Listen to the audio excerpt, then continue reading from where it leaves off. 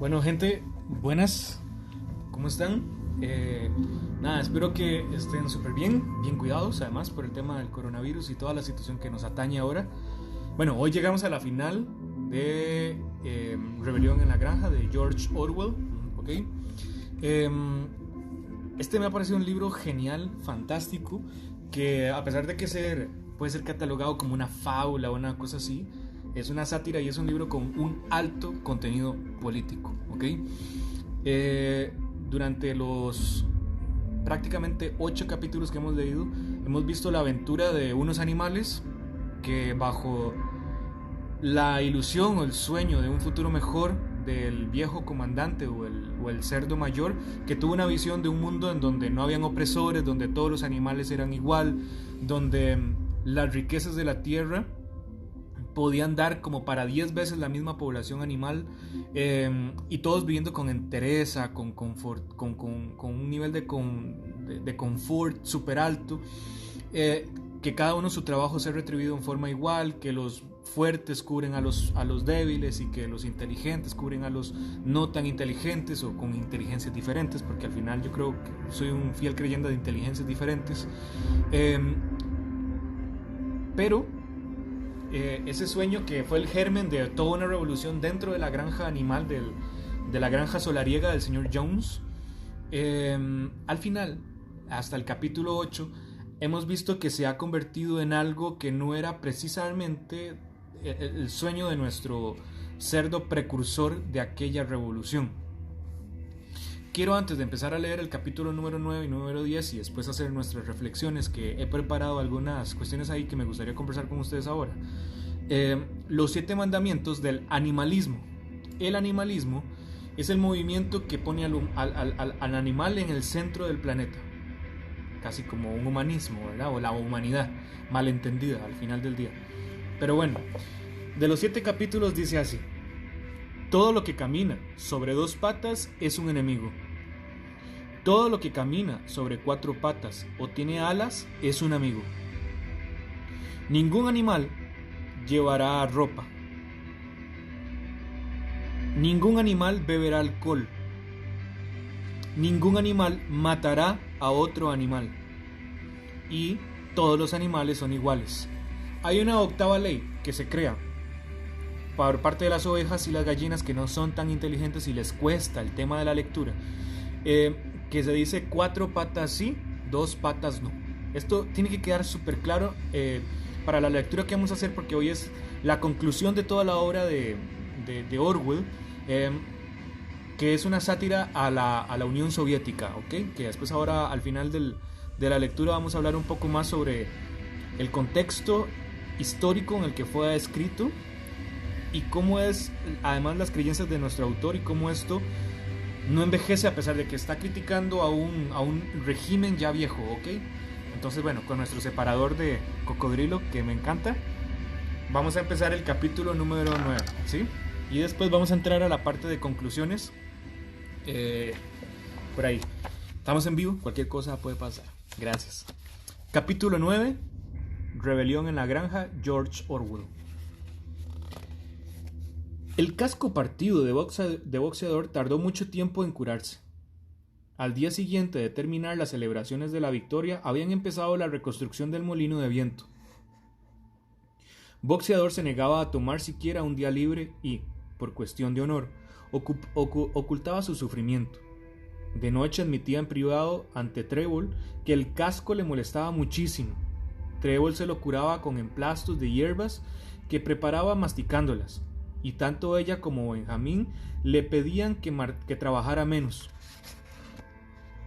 Los pulmones de un caballo no son eternos, le decía, pero Boxeador no le prestaba atención. Explicaba que solo tenía una verdadera ambición: ver muy avanzada la construcción del molino de viento antes de tener que jubilarse. Al principio, en el momento de formular por primera vez las leyes de la granja animal, habían fijado en 12 años la edad de jubilación para los caballos, y los cerdos en 14 para las vacas, en 9 para los perros, en 7 para las ovejas y en 5 para las gallinas y los gansos. Se habían acordado generosas pensiones, hasta el momento no se había retirado ningún animal, pero últimamente se hablaba cada vez más del tema.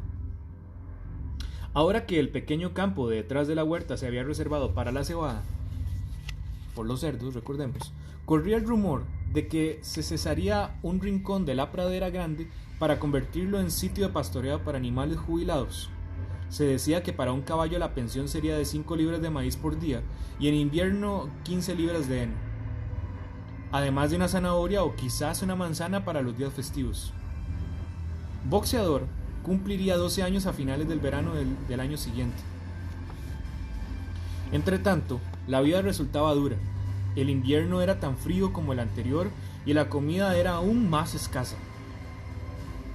Redujeron de nuevo las raciones, excepto la de los cerdos y los perros. Una igualdad demasiado rígida en las raciones, explicó Chillón, habría ido en contra de los principios del animalismo.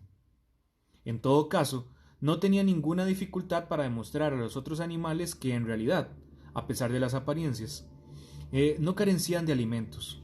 Por el momento, había sido necesario, sin duda, reajustar las raciones. Chillón siempre hablaba de reajuste, nunca de reducción. Pero en comparación con los tiempos de John, la mejoría era enorme. Leyendo las cifras con voz aguda y rápida, les demostró detalladamente que tenían más avena, más heno, más nabos que en tiempos de Jones, que trabajaban menos horas, que el agua era de mejor calidad, que vivían más tiempo, que una mayor proporción de sus crías sobrevivían a la infancia y que tenían más paja en los establos y sufrían menos las pulgas. Los animales creyeron todo al pie de la letra. A decir verdad, Jones y todo el que representaba casi se les había borrado la memoria. Sabían que la vida ahora era más dura y ajustada, que a menudo pasaban hambre y frío y que por lo general trabajaban todo el tiempo y que casi no dormían. Pero en otras épocas seguramente hubiese sido peor. Era lo que les gustaba creer. Además, antes habían sido esclavos y ahora eran libres. Como no dejaba de señalar Chillón, esa era una diferencia enorme. Ahora tenían muchas más bocas que alimentar. En el otoño las 4 cerdas habían parido casi al mismo tiempo y había en total 31 cerditos.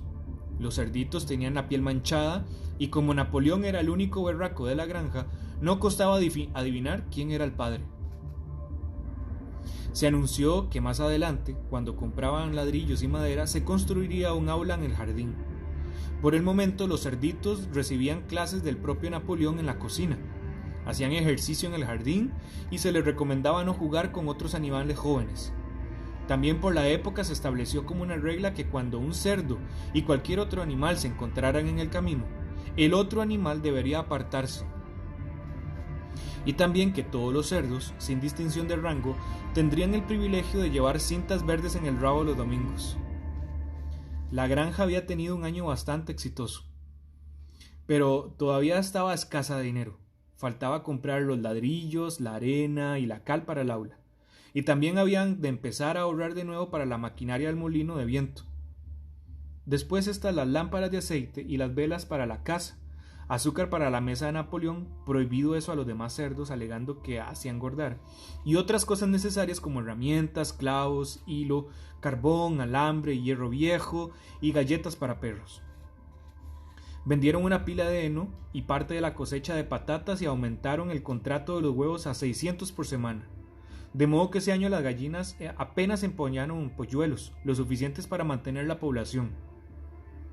Las raciones, reducidas en diciembre, se redujeron de nuevo en febrero, y se prohibió el uso de faroles en los corrales para ahorrar el aceite.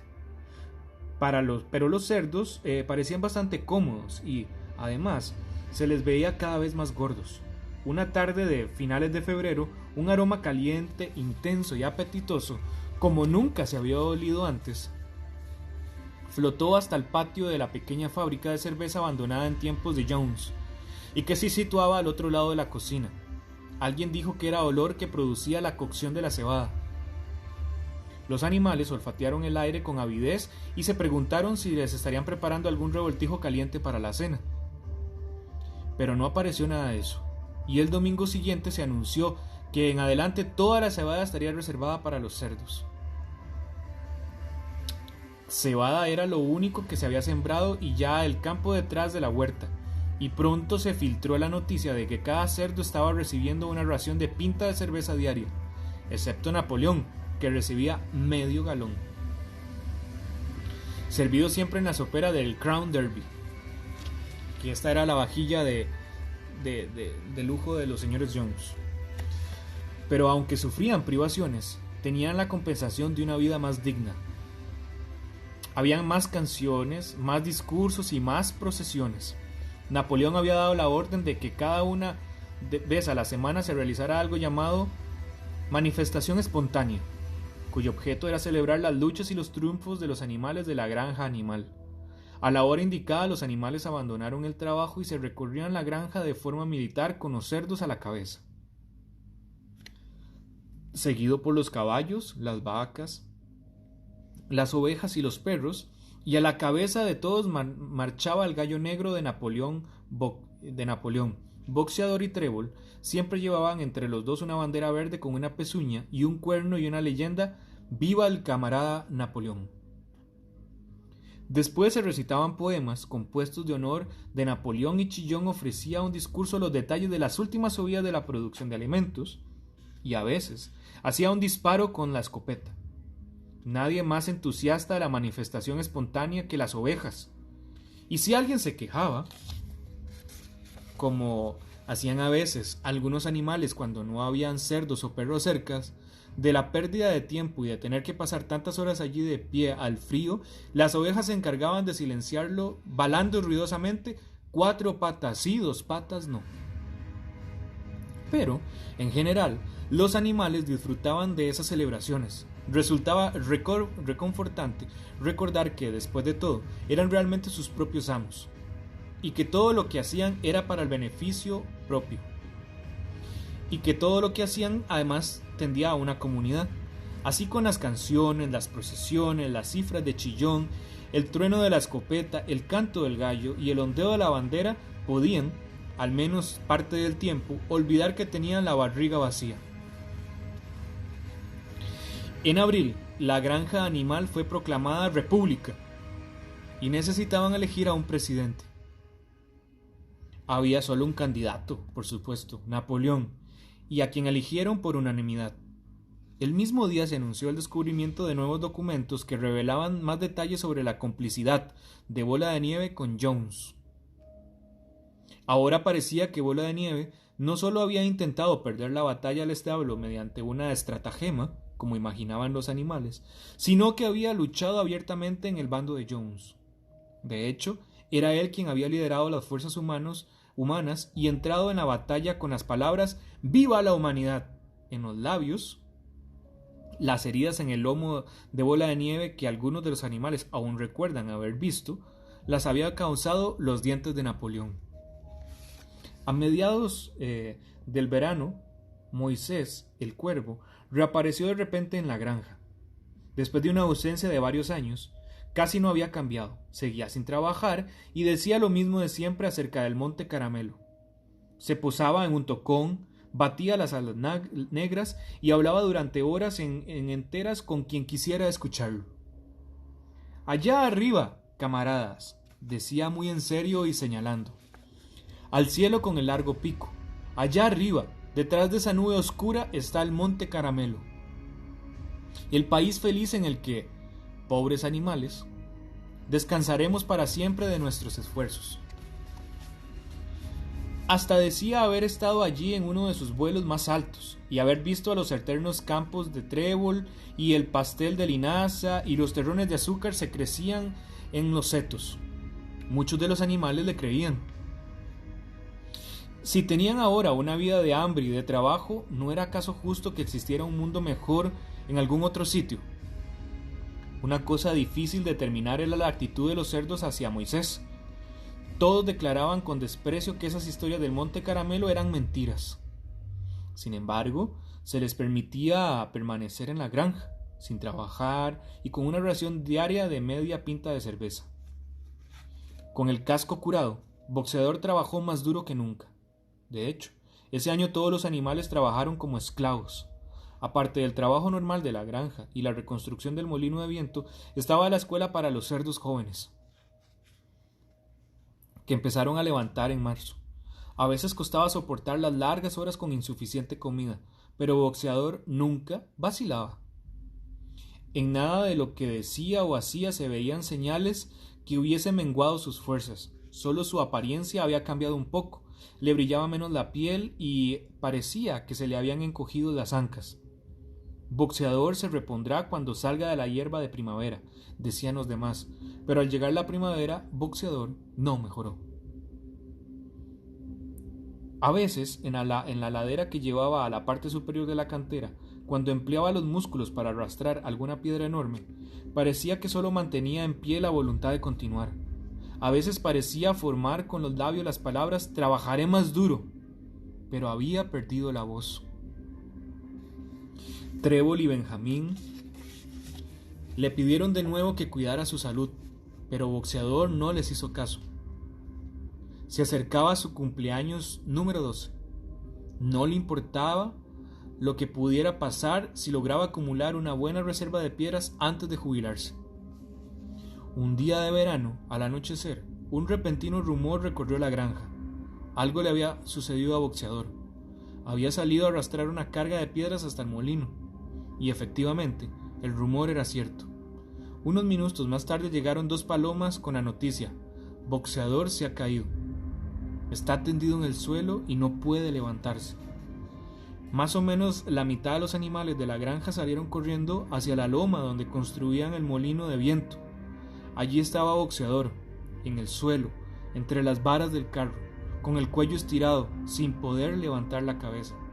Tenía los ojos vidriosos, los flancos empapados en sudor. De la boca brotaba un hilo de sangre. Trébol se arrodilló a su lado. «Boxeador», exclamó, «¿cómo estás?» «Es el pulmón», dijo Boxeador con una voz débil. «No importa, creo que podréis terminar el molino sin mí. Hay una buena cantidad de piedra acumulada. De todos modos, solo me quedaba un mes». A decir verdad, había estado esperando la jubilación, y como Benjamín también estaba envejecido, quizás le permitían jubilarse al mismo tiempo y hacerse compañía. «Tenemos que conseguir ayuda inmediatamente», dijo Trébol. «Que alguien corra a contarle a Chillón lo que ha sucedido». Los demás animales corrieron de inmediato a la casa a darle la noticia a Chillón. Solo quedaron allí Trébol y Benjamín, y se echó al lado de Boxeador. Y, sin decir nada, le ahuyentaba las moscas con la larga cola. Al cuarto de hora apareció Chillón, muy preocupado y apenado. Dijo que el camarada Napoleón se había enterado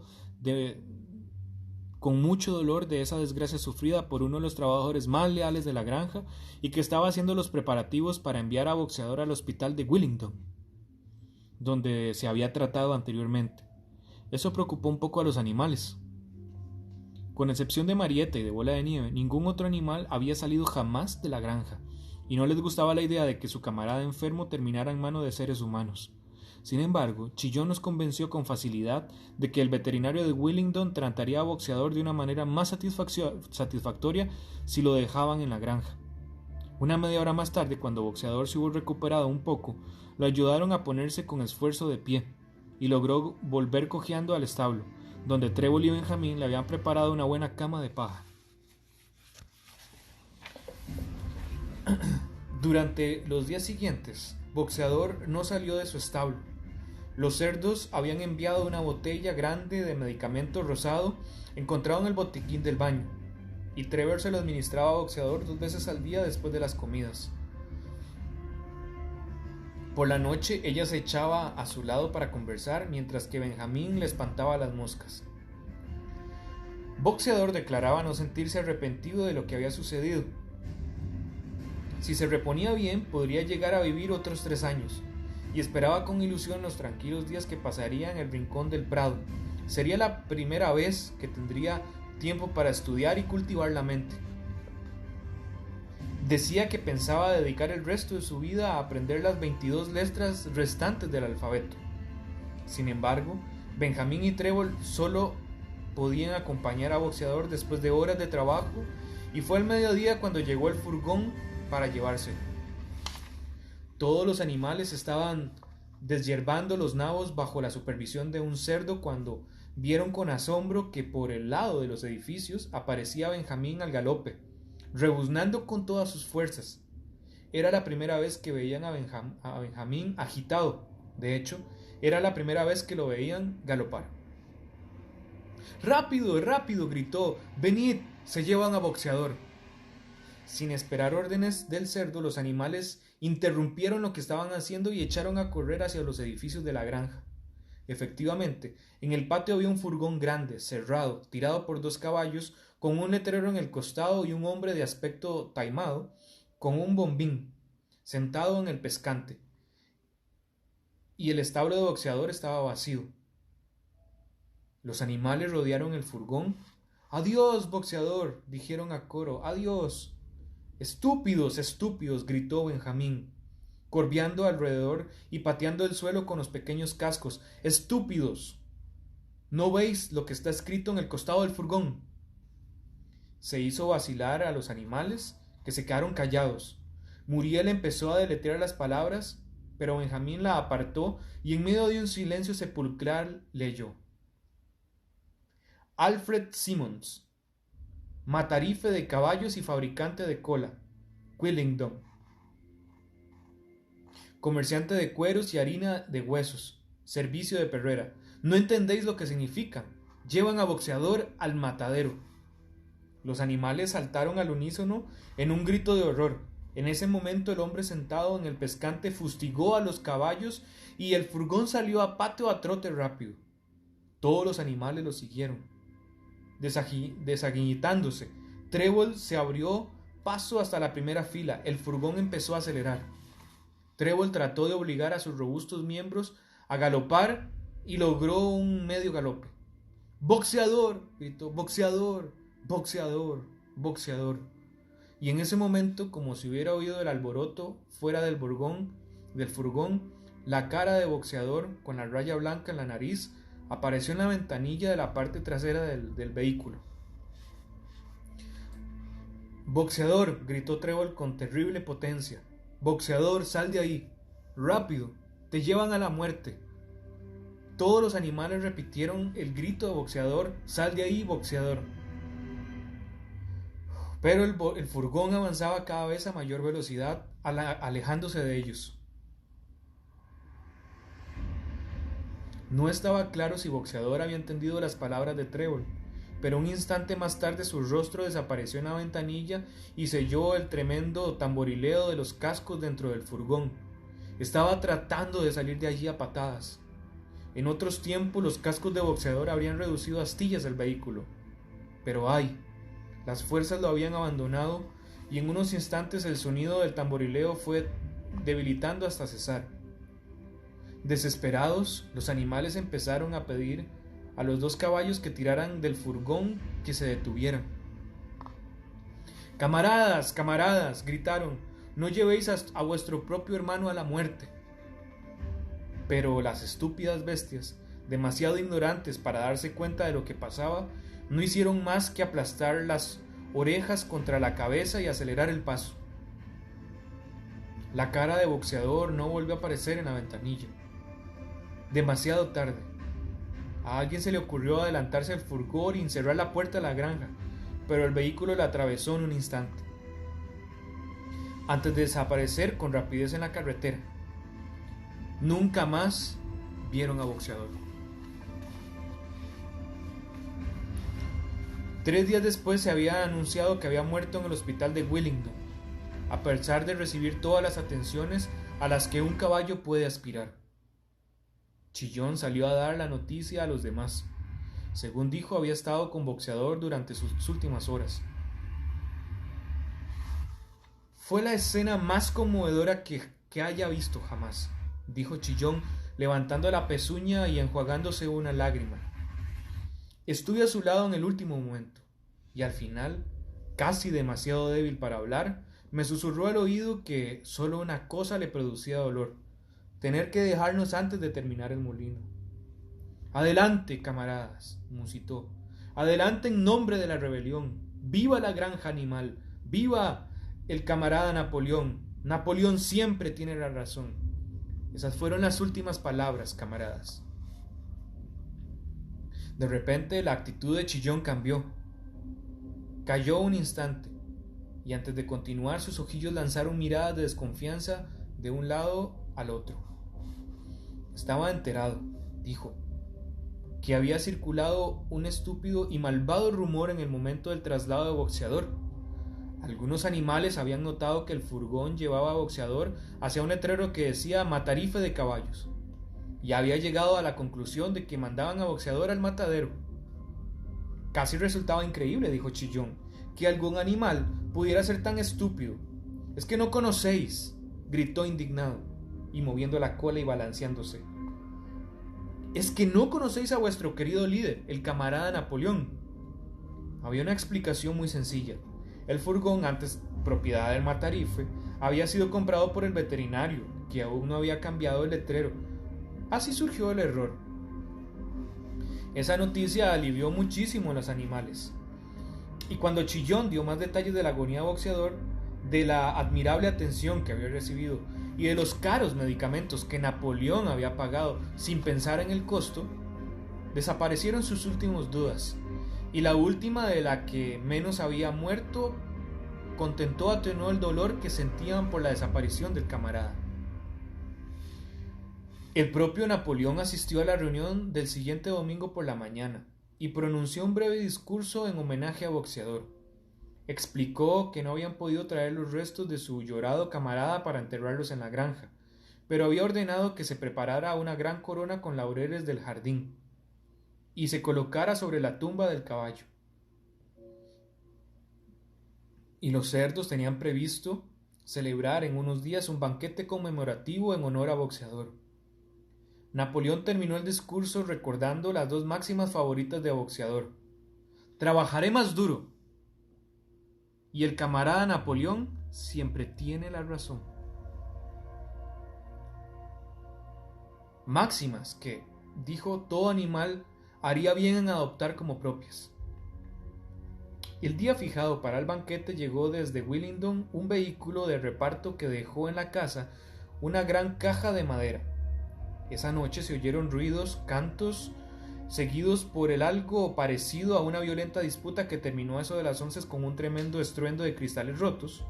Nadie se movió allí dentro hasta el mediodía siguiente, y se rumoreaba que de algún lado los cerdos habían sacado el dinero para comprar otra caja de whisky.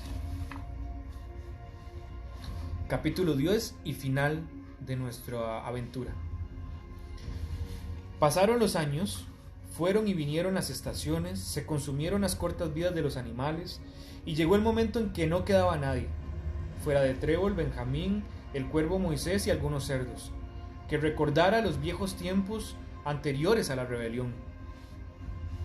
Muriel había muerto, Campanilla, Jessica y Chispa habían muerto, también había muerto Jones en un hogar para borrachos en alguna parte del país. Habían olvidado a Bola de Nieve, habían olvidado a Boxeador, salvo los pocos que lo habían conocido. Trébol era ahora una yegua robusta y vieja, con articulaciones entumecidas y los ojos legañosos. Tenía 2 años más de edad necesaria para jubilarse, pero en realidad ningún animal se había jubilado nunca. Hacía ya tiempo que no se hablaba más de reservar un rincón de la pradera para quienes se retiraran. Napoleón era ahora un berraco maduro de 150 kilos. Chillón era tan gordo que apenas veía. Solo el viejo Benjamín era casi el mismo de siempre, apenas un poco más canoso en el hocico y, desde la muerte, Boxeador más huraño y taciturno que nunca. Había muchas más criaturas que antes en la granja, aunque el aumento no era tan grande como se había previsto. En los primeros años, para muchos allí nacidos, la rebelión era solo una vaga tradición, transmitida de boca en boca. Otros, comprados, nunca habían oído hablar de ese tema antes de su llegada. La granja poseía ahora 3 caballos, además de Trébol. Eran animales honrados, trabajadores, dispuestos y buenos camaradas, pero muy estúpidos. Ninguno de ellos demostraba ser capaz de aprender el alfabeto más allá de la letra B. Aceptaban todo lo que se les decía acerca de la rebelión y los principios del animalismo, sobre todo si venía de Trébol, por lo que tenían un respeto casi filial, pero costaba creer que entendieran mucho de lo que se les explicaba. La granja era más próspera y estaba mejor organizada. Se habían empleado con 2 campos comprados al señor Pilkington, el molino de viento estaba por fin terminado y la granja poseía una trilladora y un silo, y se le habían añadido varios edificios nuevos. Whymper se había comprado un carruaje descubierto, pero, después de todo, el molino de viento no había sido utilizado para generar energía eléctrica. Se utilizaba para moler maíz y producía importantes beneficios monetarios. Los animales trabajaban intensamente en la construcción de un nuevo molino, y se decía que cuando estuviera terminado se instalarían los dínamos. Pero ya no se hablaba de los lujos con lo que alguna vez Bola de Nieve había enseñado a soñar a los animales. Los establos con luz eléctrica, el agua caliente y fría, y la semana de 3 días de trabajo. Napoleón había denunciado esas ideas como contrarias al espíritu del animalismo. La verdadera felicidad, decía, radica en trabajar duro y vivir frugalmente.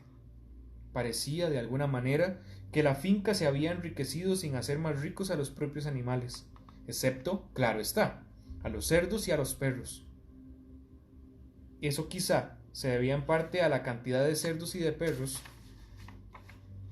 que había. No era de esas criaturas las que trabajaban. A su manera, como Chillón nunca cansaba de explicar, la supervisión y la organización de la granja requerían un esfuerzo interminable. Gran parte de ese trabajo era de una naturaleza que los demás animales, con su ignorancia, no podían entender. Por ejemplo, Chillón les contaba que los cerdos tenían que afanarse todos los días con cosas misteriosas llamadas archivos, informes, minutas y notas. Eran grandes hojas de papel que debían cubrir una apretada escritura, y una vez escrita la quemaban en el horno. Eso, explicaba Chillón, era de suma importancia para el bienestar de la granja. Sin embargo, ni los cerdos ni los perros producían alimentos con su trabajo, y había muchos, y siempre tenían buen apetito. En cuanto a los demás, su vida, hasta donde ellos sabían, era la misma de siempre. Por lo general tenían hambre, dormían sobre paja, bebían sobre el abrevadero, trabajaban en los campos y en invierno les molestaba el frío y en el verano las moscas. A veces los más viejos buscaban entre los vagos recuerdos tratando de determinar si en los primeros tiempos de la rebelión, cuando la expulsión de Jones era aún reciente, las cosas habían sido mejores o peores que en ese momento. No recordaban. No tenían con qué comparar su vida actual.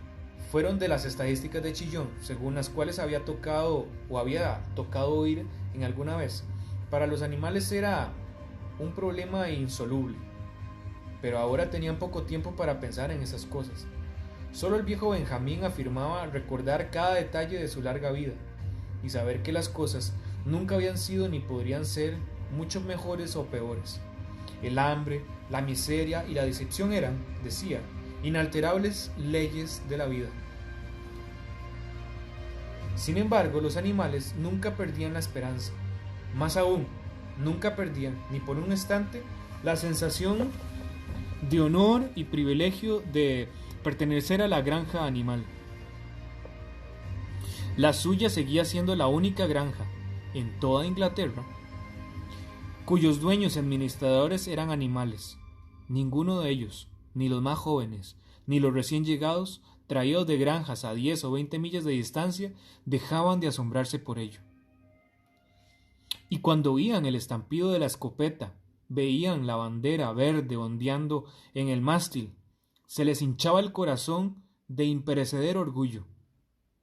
Y las conversaciones siempre volvían a los viejos y heroicos tiempos, a la expulsión de Jones, a la escritura de los 7 mandamientos, a las grandes batallas que habían derrotado a los invasores humanos. No habían renunciado a ninguno de los viejos sueños. Todavía creían en la república de los animales que el comandante había anunciado.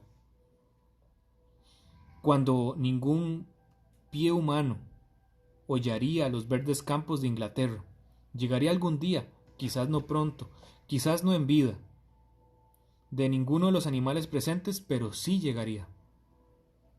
Quizá hasta se tarareaba en secreto, aquí y allá, la canción Bestias de Inglaterra. En cualquier caso, era un hecho que todos los animales de la granja la conocían, aunque nadie se pudiese atrevido a cantarla en voz alta de nuevo. Su vida podía ser dura y no haberse cumplido todas las esperanzas, pero tenían conciencia de que no eran otros animales. Si pasaban hambre no era por alimentar a seres humanos tiránicos. Si trabajaban duro, al menos lo hacían para su propio beneficio. Entre ellos nadie andaba sobre dos patas. Entre ellos nadie llamaba a otro amo. Todos los animales eran iguales.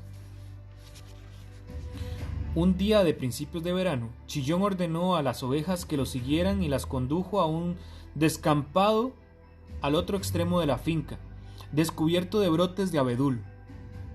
Las ovejas pasaron allí todo el día alimentándose con las hojas bajo supervisión de Chillón. Al anochecer, el cerdo volvió a la casa, pero como hacía calor pidió a las ovejas que se quedaran donde estaban. Terminaron pasando allí toda una semana, durante la cual los demás animales no las volvieron a ver. Chillón se quedaba con ellos la mayor parte del día. Decía que les estaba enseñando a cantar una nueva canción, para la cual necesitaba privacidad. Una tarde agradable, poco después del regreso de las ovejas, cuando los animales habían terminado el trabajo y se dirigían a los edificios de la granja, llegó desde el patio horrorizado el relincho de un caballo. Asustados, los animales se detuvieron.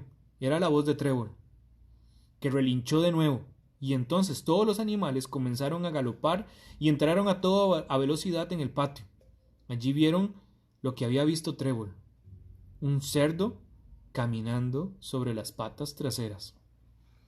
Sí, era Chillón, con cierta torpeza, como si le faltara costumbre para mantener su considerable corpulencia en esa posición, pero en perfecto equilibrio, se paseaba por el patio. Un momento más tarde, por la puerta de la casa salió la larga fila de cerdos, todos caminando sobre las patas traseras. Algunos lo hacían mejor que otros. A uno o dos se le veía todavía un poco inestables y parecía como si hubiera gustado apoyarse en un bastón, pero todos recorrieron el patio con éxito. Finalmente se oyó un tremendo aullido de perros y un agudo cacareo del gallo negro. Entonces salió el propio Napoleón, majestuosamente erguido, lanzando miradas altivas de un lado al otro, con los perros brincando alrededor. Llevaba un látigo en la pezuña. Se produjo un silencio mortal. Asombrados, aterrorizados, apiñados, los animales observaron cómo la larga fila de cerdos avanzaba lentamente por el patio. Era como si el mundo se hubiese vuelto al revés. Al agotarse la primera impresión, hubo un momento en el que, a pesar de todo, el terror a los perros y la costumbre de perfeccionada durante largos años de no quejarse, no criticar, pasase lo que pasase, podían haber emitido alguna palabra de protesta, pero en ese momento, como obedeciendo a una señal, todas las ovejas se pusieron a balar estentóreamente: 4 patas sí, 2 patas mejor. 4 patas sí, 2 patas mejor. 4 patas sí, 2 patas mejor. Los balidos se prolongaron durante 5 incesantes minutos, y para cuando se hubieron callado las ovejas, la posibilidad de expresar alguna protesta había pasado, porque los cerdos ya habían vuelto a entrar a la casa. Benjamín sintió que una nariz le acariciaba el hombro. Se volvió para mirar. Era Trevor. Los viejos ojos de la yegua parecían más apagados que nunca. Sin decir nada, ella le tiró con suavidad de la crin y lo llevó hasta el extremo del establo principal, donde estaban escritos los 7 mandamientos. Durante un par de minutos se quedaron mirando la pared pintada con letras blancas. «Estoy perdiendo la vista», dijo finalmente. «Ni siquiera de joven hubiese podido leer lo que está escrito ahí, pero me parece que esa pared se ve diferente». «Los 7 mandamientos son los mismos de antes, Benjamín». Pero una vez Benjamín aceptó quebrantar sus normas y le leyó sobre lo que estaba escrito en la pared. Ahora no había allí más que un solo mandamiento que decía: todos los animales son iguales, pero algunos animales son más iguales que otros. Después de eso, al día siguiente, no apareció nada extraño que todos los cerdos que supervisaban el trabajo de la granja llevaran látigos en las pezuñas. No pareció extraño descubrir que los cerdos se habían comprado un aparato de radio, que disponían a instalar un teléfono y que se habían suscrito al John Bull, a Titbits y al Daily Mirror. No pareció extraño ver a Napoleón paseándose por el jardín de la casa con una pipa en la boca. No, ni siquiera cuando los cerdos sacaron de los armarios la ropa del señor Jones y se la pusieron, y el propio Napoleón apareció con un abrigo negro, pantalones de caza y polainas de cuero, mientras su cerda favorita aparecía con el vestido de moiré que la señora Jones solía ponerse los domingos. Una semana después, una tarde, llegaron a la granja una serie de carruajes descubiertos. Habían invitado a una delegación de agricultores vecinos a hacer una visita de inspección. Mientras recorrían la granja, esos agricultores expresaron gran admiración por todo lo que veían, especialmente por el molino de viento. Los animales estaban quitando las hierbas de los campos de nabos. Trabajaban con diligencia, casi sin levantar la cara de la tierra y sin saber a quiénes temer más, si a los cerdos o a los visitantes humanos. Esa noche resonaron en la casa ruidosas canciones y carcajadas. De repente, al oír la mezcla de voces, los animales sintieron una gran curiosidad. ¿Qué podría estar sucediendo allí? Ahora que por primera vez los animales y seres humanos se reunían en condiciones de igualdad, de común acuerdo, empezaron a deslizarse de lo más silenciosamente posible hasta el jardín. Se detuvieron en la entrada, medio asustados, pero Trébol se puso al frente y avanzaron de puntillas. Los animales más altos miraron por la ventana al comedor. Allí alrededor de la larga mesa estaban sentadas media docena de granjeros y media docena de los cerdos más eminentes. El propio Napoleón ocupaba el puesto de honor en la cabecera. Los cerdos parecían completamente a gusto. El grupo les había estado disfrutando de una partida de naipes, que acababa de interrumpir sin duda por haber brindis. Tenían una jarra grande, de la que servían cerveza en los vasos. Nadie se fijaba en las perplejas caras de los animales que miraban por la ventana. El señor Pilkington, de Monterraposo, se había puesto de pie con el vaso en la mano. En un momento, dijo, podría un brindis. Pero sentía que tenía que decir unas palabras. Era para él motivo de gran satisfacción, compartida sin duda por todos los presentes, dijo, advertir que un largo periodo de desconfianza y malentendidos había llegado a su fin. No había faltado la época en que los vecinos humanos veían a los respetados propietarios de la granja animal, y no diría que con hostilidad, pero que quizá con cierto grado de recelo, sentimiento siempre ajeno, por supuesto, a él y al resto de los presentes. Se habían producido desafortunados incidentes y se habían sostenido ideas equivocadas.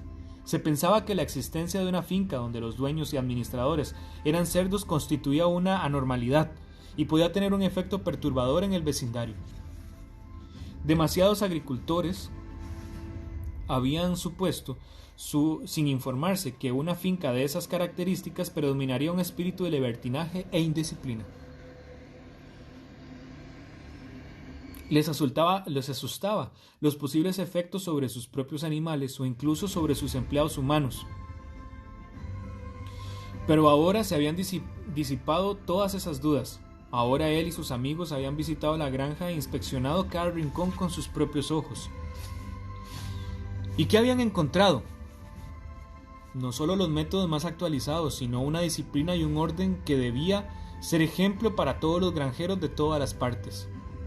Creía que no se equivocaba al decir que los animales inferiores de la granja animal trabajaban más y recibían menos comida que cualquier otro animal del condado. De hecho, él y los más visitantes habían observado las mismas características que propondrían introducir de inmediato a sus propias fincas. Para terminar, añadió, y quería hacer hincapié de nuestro sentimiento amistoso que existía y debería seguir existiendo entre la granja animal y sus vecinos. Entre los cerdos y humanos no había, y no tenía que haber, ningún conflicto de intereses. Sus luchas y sus dificultades eran las mismas. ¿Acaso el problema laboral no es el mismo en todas partes? Pareció que el señor Pilkington estaba a punto de soltar alguna ocurrencia cuidadosamente preparada, pero por un momento le produjo tanta hilaridad que no pudo contarla. De mucho reír y toser, mientras que se le enrojecían las diversas papadas, logró por fin hablar. Usted tiene que lidiar con los animales inferiores, dijo, y nosotros con las clases inferiores. Esa agudeza los hizo reír con ganas, y el señor Pilkington volvió a felicitar a los cerdos por las bajas raciones con las largas horas de trabajo y la ausencia general de mismos que había observado en otra granja animal. Y ahora, dijo por último, pediría a los invitados que se levantaran y aseguraran tener los vasos llenos. Señores, concluyó el señor Pilkington, señores, propongo un brindis por la prosperidad de la granja animal. Hubo vítores entusiastas y golpes en el suelo. Napoleón estaba tan contento que dejó su lugar y caminó alrededor de la mesa para entrechocar el vaso con el señor Pilkington antes de vaciarlo. Cuando terminaron los aplausos, Napoleón se había quedado de pie. Dio a entender que también él quería decir unas palabras, por supuesto. El discurso, como todos los suyos, fue breve y al grano. También él estaba contento, dijo, de que hubiese llegado a su fin el periodo de incomprensión. Durante mucho tiempo habían circulado rumores difundidos y que había que pensar por algún malvado enemigo, según los cuales su actitud y la de los colegas tenía algo de subversivo, incluso de revolucionario. Se les había atribuido el intento de incitar a la rebelión de los animales de las granjas vecinas. Ojo. Nada más lejos de la verdad. Su único deseo, y ahora y en el pasado, era vivir en paz y mantener relaciones comerciales normales con los vecinos. Esa granja que tenía el honor de controlar, añadió, era una empresa cooperativa. Compartían su propiedad, los títulos estaban en su poder, de todos los cerdos. No creía, dijo, que aún persistieran las viejas sospechas, pero algunos cambios introducidos últimamente en la rutina de la granja tenían que reforzar aún más la confianza. Hasta el momento los animales de la granja habían tenido la estúpida costumbre de tratarse entre ellos de camarada. Se prohibiría ese saludo. También había una costumbre muy rara, de origen desconocido, que consistía en desfilar todos los domingos por la mañana ante la calavera de un cerdo clavada en un poste del jardín. También eso se prohibiría. Y ya habían enterrado la calavera, además. Las visitas también se habrían fijado en la bandera verde que ondeaba en lo alto del mástil. Si lo habían hecho, quizás habrían notado que una pezuña y un cuerno blanco que antes adornaban habían sido eliminados. En adelante sería simplemente una bandera verde. Solo tenía una crítica que hacer, dijo, a la excelente y amable intervención del señor Pilkington. El señor Pilkington habría hablado en todo el tiempo de la granja animal. No podía, por supuesto, saberlo, porque él, Napoleón, lo anunciaba ahora por primera vez. Quedaba prohibido el nombre granja animal. En adelante la granja se conocería como la granja solariega, que según él era el nombre original y correcto. Señores, concluyó Napoleón, propondré el mismo brindis que antes, pero con una diferencia, que cada uno lleve el vaso hasta el borde, señores. Este es mi brindis, por la prosperidad de la granja solariega. Se oyeron los mismos efusivos vítores y se vaciaron los vasos de un trago. Pero los animales que miraban la escena desde fuera les pareció que algo raro pasaba. ¿Qué sería lo que había alterado los rostros de los cerdos?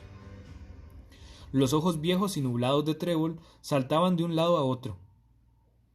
Algunos tenían 5 papadas, algunos 4, otras 3. ¿Qué sería aquello que parecía derretirse y transformarse? Al terminar los aplausos, los invitados recogieron los naipes y continuaron la partida ininterrumpida. Los animales se alejaron en silencio. pero apenas habían dado unos pasos cuando se detuvieron en seco. De la casa salía un alboroto de voces. Volvieron corriendo y miraron de nuevo por la ventana. Sí, todos estaban peleando de manera violenta. Había gritos, golpes en la mesa, miradas desconfiadas, negativas furiosas. El origen del problema estaba, al parecer, en que Napoleón y el señor Pilkington habían jugado al mismo tiempo un as de espadas. 12 veces indignas gritaban, y todas eran iguales. Lo que había ocurrido en los rostros de los cerdos era ahora evidente. Los animales que estaban fuera miraban a un cerdo y después a un hombre y después a un cerdo, y de nuevo a un hombre, y de nuevo a un cerdo y después a un hombre, y ya no podían saber quién era cuál. Y así, muchachos, terminamos la rebelión en la granja. Miren, de verdad me parece que esta es un libro impresionantemente bueno que no envejece, ¿sí? Que no envejece. Me parece además que la rebelión en la granja nos plantea varias cosas. La primera, entender el contexto. En la Segunda Guerra Mundial existían 3 frentes, básicamente. Europa, regida por los nazis, con su contra obviamente inglesa, con los ingleses, que estaban súper aliados con Estados Unidos. Entonces esa era una fuerza, los nazis y la Unión Soviética. Este libro se escribe en 1943, pero es publicado hasta 1945. Y al principio del libro les comentaba que este libro fue vetado en Inglaterra. ¿Por qué? Porque si ustedes vieron al final del libro, los animales ya no diferenciaban entre Pilkington y su gente y los chanchos o los cerdos. ¿Por qué? Los cerdos son la Unión Soviética y Pilkington es Inglaterra más Estados Unidos, que juntos, capitalismo más socialismo, se juntan para luchar contra el nazismo. Hay varias partes en el libro que me parece importante que podemos remembrar y por aquí las apunté, que es justamente cuando antes de la Unión Soviética existían los zares. La palabra zar quiero que ahondemos en eso, porque zar viene del idioma, digamos, como alemán, vikingo, nórdico, ¿verdad? Que es como el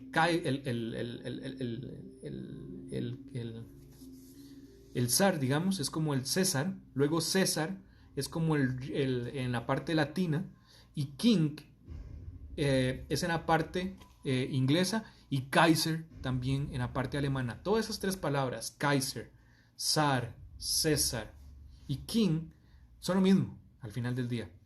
Entonces los zares rusos en toda su en toda su burguesía, en todo aquel tiempo de los reinados, sometían al pueblo a demasiadas exigencias impositivas, de restricciones. Justamente empieza a haber una revolución bolchevique y toda esta historia rusa que después podríamos ahondar con muchísimo más detalle. Propicia que se mueva, que exista Karl Marx, entre otro montón de filósofos que inspiran justamente a Trotsky, que sería en este caso el cerdo bola de nieve. Luego Napoleón, que sería Stalin, que sería el líder, el ejecutor, el que siempre estaba alineado. Y el cerdo mayor, que sería como las historias, digamos, como de Lenin, ¿verdad? Como los apostados. En algún momento los cerdos empiezan a tener luchas entre Napoleón y Bola de Nieve, que también esto pasó entre Stalin y Trotsky. Y Trotsky se ve exiliado porque tenía unas ideas de llevar la correcta propuesta de las ideas fundamentales de la revolución, que eran por el cerdo mayor o el cerdo comandante, que instruyó y sembró el germen de la revolución en todos los animales. Entonces ahí me parece que ya empiezan a haber dicotomías, ¿verdad? Porque al principio escribimos siete mandamientos del animalismo que cada vez se corrompieron y se adaptaron a las necesidades de los chanchos o de los cerdos, que los cerdos estuvieron completamente corrompidos, que eso es muy importante. Chillon juega como ese ministerio de la propaganda, como el Joseph Goebbels de la URSS, por ejemplo, que decía cómo el movimiento, que a pesar estaba completamente desvirtuado y desviado de los objetivos iniciales del cerdo mayor, se convirtieron en una cosa completamente terrible y que más bien volvieron a caminar cerdos caminando en dos patas, cuando el primer mandamiento era 4 patas amigo, 2 patas enemigo. Y bien que al final ellos tuvieron razón. Los que caminaron en 2 patas al final fueron los cerdos y siempre fueron el enemigo del sueño inicial. En esta parte me parece importante ahondar y quisiera dejar como mensaje que las revoluciones son buenas y son poderosas. Pero en una revolución, todos los miembros de la revolución tienen que ser activos miembros del pensamiento y de la construcción de la nueva realidad por la cual luchamos. En una de las partes, George Orwell dice que el ser humano, y algunos otros autores también que he leído, dicen que los seres humanos son propensos a ser guiados como ganado. Las ovejas, las aves, los caballos, todos se guían voluntariamente, y en algunas de las facetas del libro se decía que ellos querían expresar pero no tenían las ideas o la forma para poder hacerlo. Y aquí viene otro de mis puntos: la educación del pueblo tiene que ser una cuestión súper importante para que toda la gente tenga el criterio correcto para poderse levantar y rebelarse contra una rebelión que no está siendo o no estamos siendo guiados por los ideales por los que fuimos comprometidos y metidos en una revolución. Entonces, más allá de hablar del capitalismo, el comunismo, de Stalin, de Hitler, de los presidentes americanos con sus pretextos, y la Revolución Francesa por otro lado, y la Revolución Industrial, me parece más correcto que aquí hay varios conceptos importantes. Las revoluciones son importantes y son lo que nos hace llevar a siguientes estadios de desarrollo humano. Pero para llegar a ese estadio de desarrollo humano en donde las cosas son mejores de lo que venimos, todos los miembros de la sociedad tienen que dejar intereses particulares para tener intereses colectivos, luchando por un objetivo en común, cada cual desde su área de expertise. De repente suena comunismo, de repente suena capitalismo en la explotación de las habilidades de cada quien. Cada modelo tiene sus cosas buenas.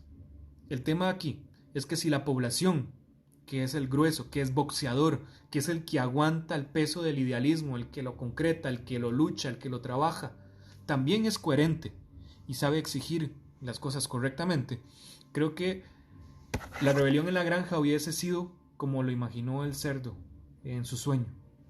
Una tierra de prosperidad, una tierra de bendición, una tierra en donde todos trabajaban, todos eran felices.